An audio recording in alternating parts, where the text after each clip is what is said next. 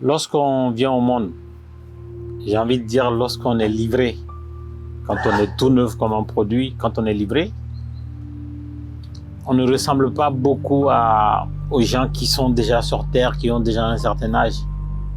Notamment, on est capable de faire pipi devant tout le monde, de pleurer quand on a envie. Des fois, on a juste quelque chose qui nous gratte la tête, on pleure. C'est comme ça que les bébés fonctionnent. Ils peuvent vous gifler. Ils n'ont pas de rancune. Ça veut dire que le papa ou la maman d'un bébé peut lui donner une correction. Il pleure et il revient chercher du réconfort auprès de cette même personne. Les adultes ne fonctionnent pas comme ça. Et quand il commence à parler, il dit les choses telles qu'elles sont. Quand il a envie de dire fesses, il va dire fesses. Il ne va pas dire derrière.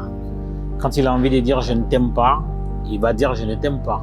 Quand il a envie de dire tu es méchant, il va le dire. Quand il a faim, il le dit. Quand il a envie d'aller aux toilettes, il le dit de manière explicite, c'est que lui, il va aller faire aux toilettes.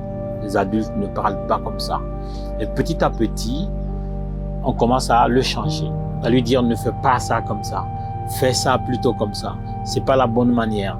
Par exemple, le respect des anciens. Il faut saluer avec la main droite. Il faut laisser la place aux plus âgés ou aux plus petits. Il faut faire ceci, cela. En fait, tout ça, on n'est pas livré avec.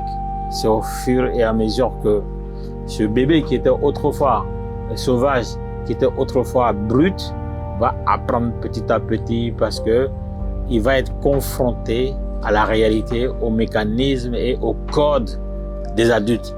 Les adultes vont l'orienter petit à petit jusqu'à ce qu'il se comporte de façon naturelle comme les adultes. Il ne va plus pleurer pour rien, il ne va pas mettre son pied dans l'assiette, il va dire bonjour, il va dire merci, il va dire s'il te plaît. Il va éviter de dire ce qu'il pense. Par exemple, s'il n'aime pas une personne, il ne va pas le dire. S'il déteste quelque chose, il ne va pas le dire. S'il n'aime pas manger quelque chose, il ne va pas le dire de façon frontale. Il va trouver une manière diplomatique de le dire. Et cet enfant-là, qui était autrefois sauvage, qui ressemble maintenant en tout point aux adultes de manière générale, c'est ce qu'on appelle la domestication. Donc il a été domestiqué. De la même manière, quand vous adoptez un chien chez vous, vous lui montrez sa gamelle, vous lui montrez où il doit dormir, où il ne doit pas faire pipi, vous le domestiquez. Il n'y a aucune différence entre la manière dont on domestique un être humain qu'un chien. La plupart du temps, dans nos comportements, nous pensons avoir choisi de nous habiller de telle manière, de marcher de telle manière, de préférer telle couleur à telle autre couleur, de préférer tel repas à tel autre repas. Mais la réalité, il y a quelque chose qu'on appelle le rêve de la planète. C'est-à-dire que depuis les millions d'années où nous existons sur Terre, chaque individu, chaque famille, chaque village, chaque quartier, chaque ville, chaque pays, chaque nation ont eu des rêves petit à petit, ont eu des rêves individuels. Les rêves, c'est la manière dont on voudrait que le monde soit. On voudrait que les gens se disent bonjour quand ils se voient. On voudrait que les gens rendent coup pour coup. On voudrait que les femmes s'habillent de cette manière, les hommes s'habillent de cette manière. On voudrait qu'on s'habille parce que nous n'avons pas été livrés avec des habits. Nous avons inventé les habits, nous les avons créés, nous avons créé la mode. On voudrait que quand il y a une fête, que ce soit un baptême, il y ait ça. Un mariage, il y ait ça. Un enterrement, il y ait ça. Nous n'avons pas été livrés avec tout ça. Nous les avons inventés.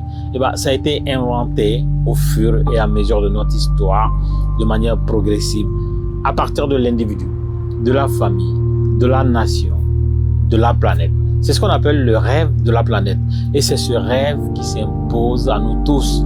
Le besoin de se marier, le besoin d'avoir un nom, d'avoir un prénom, le besoin d'avoir un village, le besoin d'avoir un chez nous, le besoin de voyager, le besoin de curiosité, le besoin de tel plat, le besoin de telle boisson, le besoin de telle ambiance, le besoin de tel modèle de société.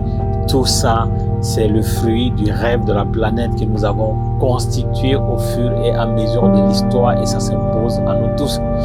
Il y a quasiment très peu de choses qui concernent notre personne que nous ayons décidé, que nous ayons inventé.